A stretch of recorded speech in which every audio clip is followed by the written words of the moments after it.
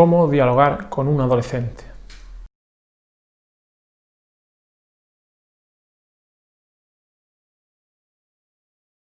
No podría faltar, evidentemente, cómo comunicarse con un adolescente. Algo de lo que quizá sea la piedra angular de la educación o del acompañamiento de todo adolescente. Es decir, cómo comunicarme con mi hijo adolescente, con mi hija adolescente, cómo comunicarme, cómo dialogar con este alumno mío, ¿no? Adolescente, ¿no? Por tanto, vamos a tocar en esta sesión varias cuestiones sobre temas de comunicación. Vamos a dar primeramente pautas generales y luego iremos concretando, y sobre todo siempre desde un punto de vista práctico, ¿de acuerdo? Bien. Dicho esto, vamos a dar paso a la brecha comunicativa. A ver, en toda comunicación existe una cosa que se llama brecha comunicativa, es decir, desde lo que se piensa hasta lo que se dice, hasta lo que el oyente escucha, lo que el que escucha, es decir, el oyente entiende de esa conversación, comprende, ¿no?, de lo que me han dicho, lo que recuerda de lo que le han dicho, hasta que lo pone en práctica, ahí entenderme, ¿no? Ahí había una serie de cuestiones que poco a poco se ha ido perdiendo la información. En este caso es importante tenerlo en cuenta, ¿no? Porque a veces parecen que los adolescentes no escuchan. Es importante no solo tenerlo en cuenta, sino saber cómo es mi estado, es decir, cómo es el estado del emisor, es decir, yo padre, yo madre, yo profesor, cómo está siendo la cuestión, ¿no? Cómo estoy ahora mismo para comunicarme con mi adolescente. Evidentemente, pues de algún modo, siempre, quieras que no, tenemos la celeridad, la cuestión del trabajo, los momentos nunca es el mejor momento, la importancia de lo que quiero decir, no solamente del emisor sino del receptor, no son las más adecuadas para que haya ese canal de comunicación, ¿no?, entre unos y ellos. Por tanto, pensar, ¿no?, si el 100% del mensaje, ¿no?, es lo que yo pienso en la cabeza, ten en cuenta que mi adolescente, mi hijo adolescente o el que me oye nunca va a tener el 100% del mensaje, puesto que el único que tiene en la cabeza lo que quiere decir es el que lo vaya a decir. Por eso ahí algo se pierde, eso es importante. Luego, evidentemente, de lo que yo pienso a la forma de decirlo se pierde mucho, vamos a poner un 20% del 100% del mensaje. Perdonadme que insista en esto porque creo que tenemos que hacer hincapié en esta cuestión. Luego, evidentemente, como he dicho antes, ¿no?, lo que el receptor oye, es decir, y ya no solo lo que oye, sino en las condiciones en las que los oye. Mucho que el adolescente es inestable emocionalmente, despistado, hemos visto las características de los adolescentes, es imprevisible, es incoherente, etcétera, ¿no? Todo eso influye, como es lógico, pues seguimos reduciendo un 20%, lo que comprende es algo nuevo para él en muchas cuestiones, ¿no? Es decir, hablar del tema de la afectividad, la sexualidad, como hemos dicho antes, ¿no? Abrirle un mundo nuevo, ¿no?, y explicarle una serie de cuestiones, ¿no?, siempre, ¿no?, de que la importancia de sentirse querido, que está relacionado con la felicidad. Esos son temas que requieren cierto, en fin, ¿no?, cierta comprensión, cierta reflexión acerca del adolescente, ¿no? Por tanto, es importante, ¿no?, comprender muchas veces, y las formas en las que decimos para que se comprenda lo que él recuerda de lo que se le ha dicho, ¿no? O sea, si sabemos eso, ¿no? Las características adolescentes muchas veces no van a favor, ¿no?, del mensaje. Y por último, pues eso, ¿no?, lo que él pone en práctica, ¿no? Entonces ahí se ha perdido prácticamente el 80% del mensaje. Eso es interesante tenerlo en cuenta. A esa brecha comunicativa le tenemos que añadir además barreras comunicativas, ¿no? ¿Qué quiero decir con barreras comunicativas? Pues quiero decir lo siguiente, ¿no? Son expectativas, prejuicios, ¿no?, que a veces tenemos, ¿no?, a la hora de decir las cosas. Mi niño es un desordenado, yo ya parto de que es un desordenado siempre. Vamos a darle una oportunidad, ¿no? Vamos a darle una oportunidad, ¿no? O sea, mi hijo a veces es tonto, ¿no? Es decir, este niño es tonto, este chaval es un inútil, esta niña es un... Perdonadme, o sea, intentamos eliminar palabras que anclen de nuestro propio pensamiento. Las palabras crean realidad. Yo creo que esa es una cosa también interesante, ¿eh? Entonces, en tanto en cuanto nosotros hagamos un buen uso de las palabras, tendremos una mayor comunicación más o menos satisfactoria, ¿no?, en nuestro mensaje, ¿no? Evitar comparaciones, eso es importante.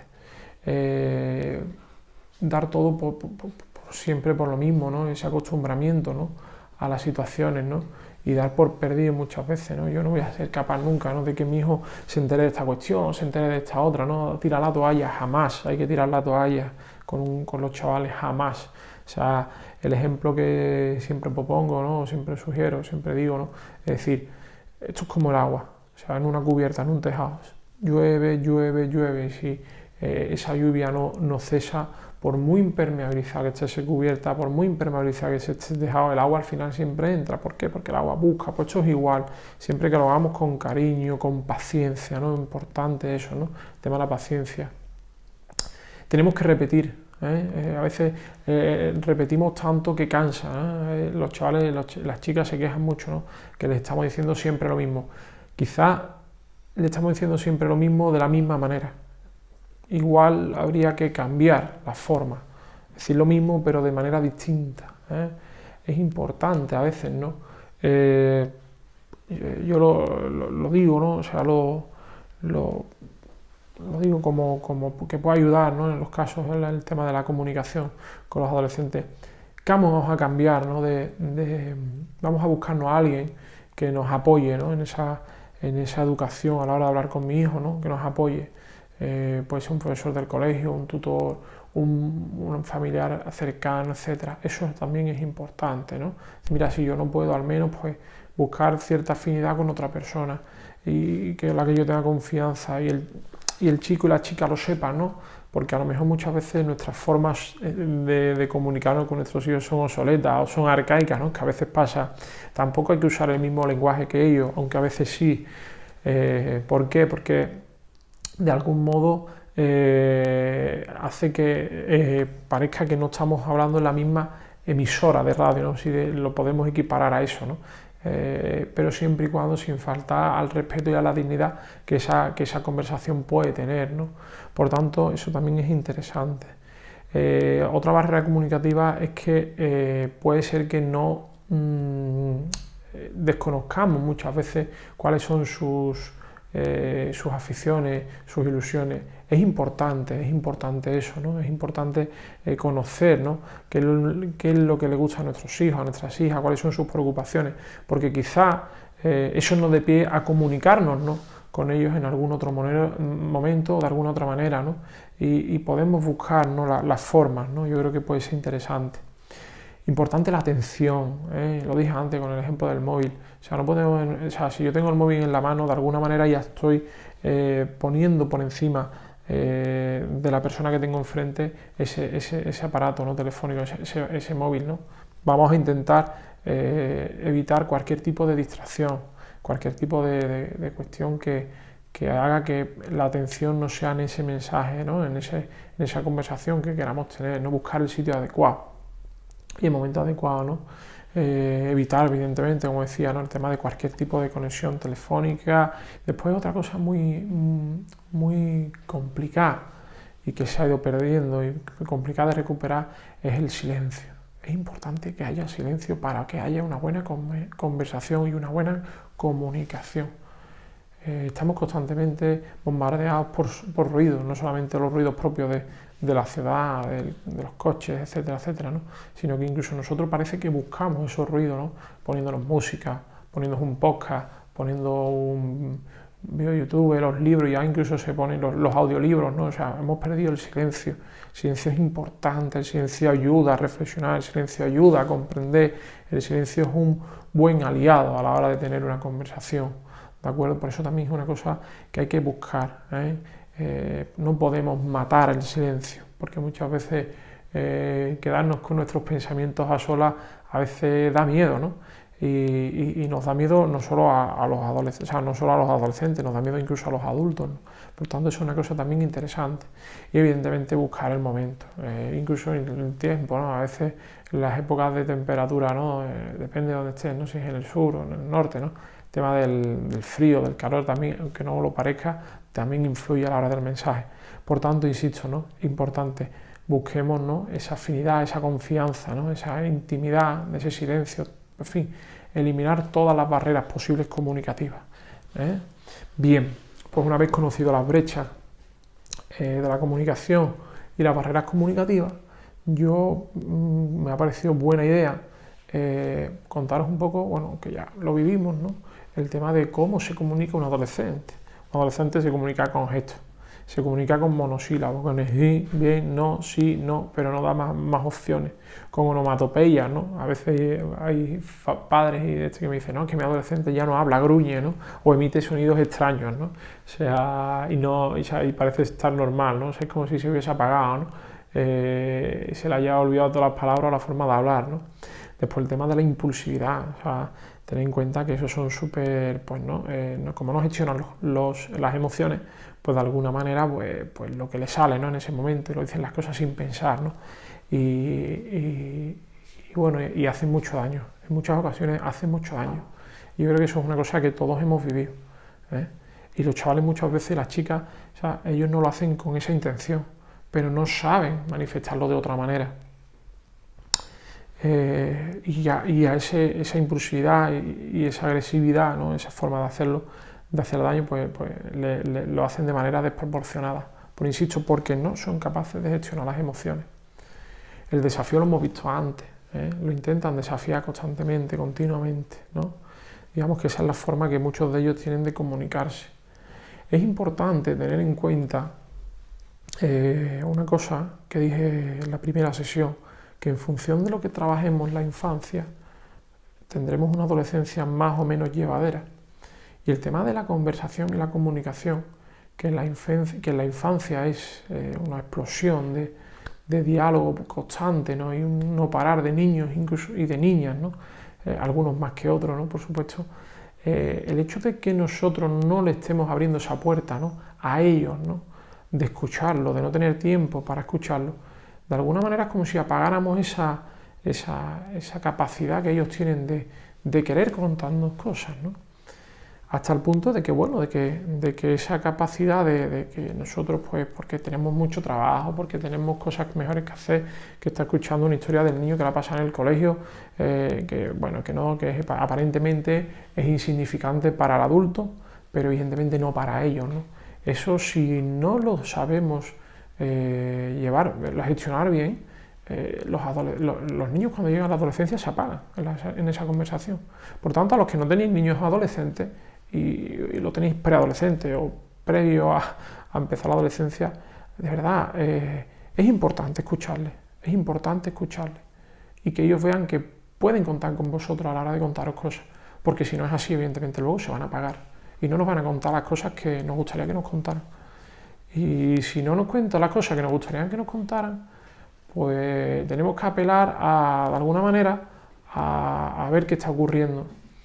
Y a ver qué está ocurriendo de normal, y generalmente pues lo hacemos a través del móvil. ¿Por qué? Porque los adolescentes, su medio de comunicación es el móvil. Y ahí es donde tienen toda la intimidad posible. Es decir, ahí es donde es su mundo interior. Por desgracia, el móvil es ahora el mundo interior de todos nuestros adolescentes.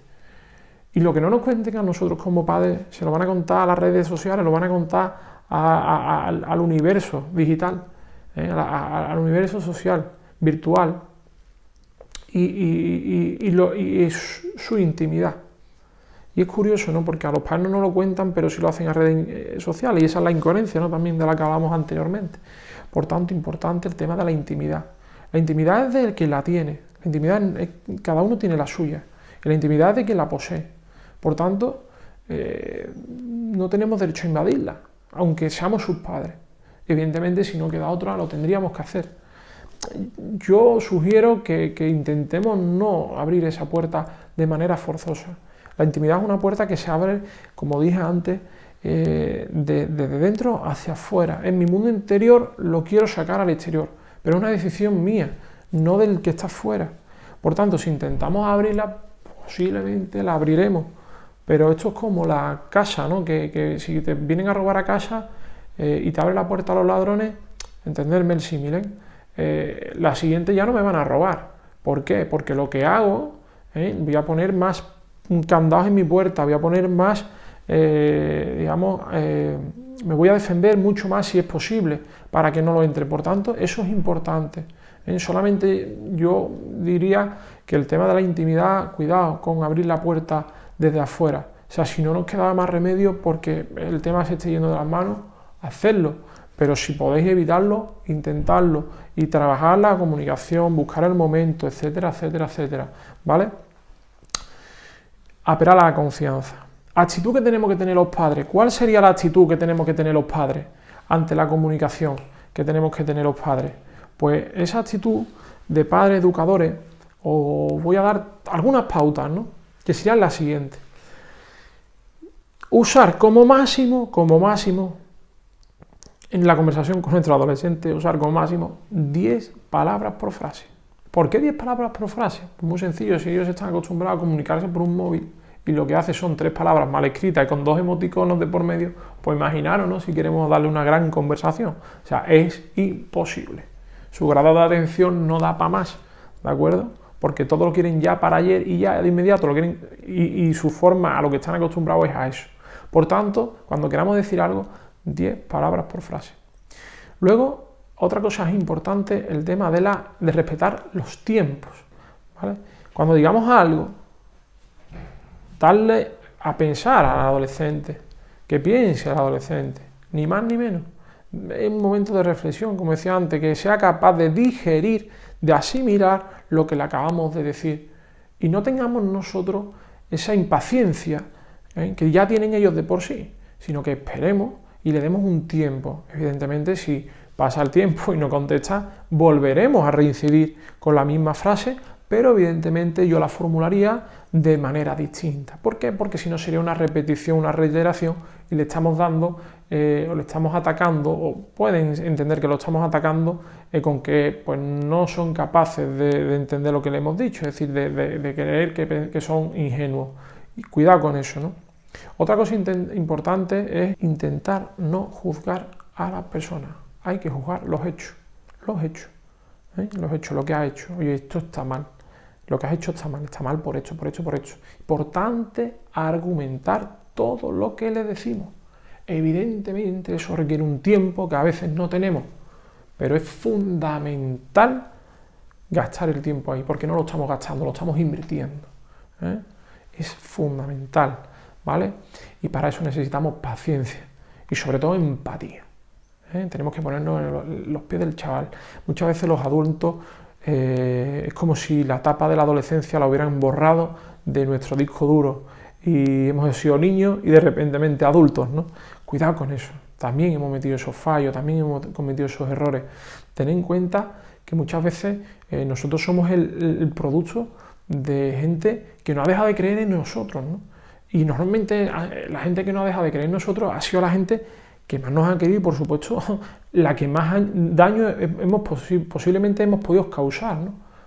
¿Por qué no nosotros con ellos igual? ¿Por qué vamos a dejar de creer en ellos? Es importante.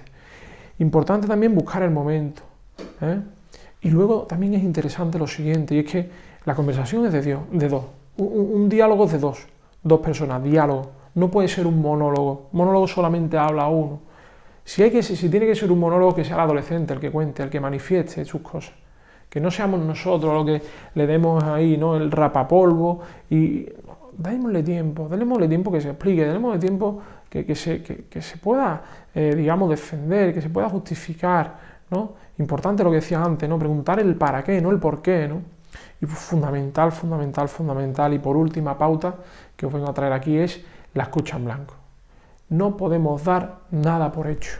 No podemos saber o pensar, le hago la pregunta y ya sé la respuesta. No, vamos a darle el derecho a que pueda, ¿no?, justificarse, a que pueda contestarnos, que pueda argumentar, que pueda justificar por qué ha hecho esto, por qué ha hecho lo otro, ¿no? O qué piensa sobre esto, qué piensa sobre lo otro.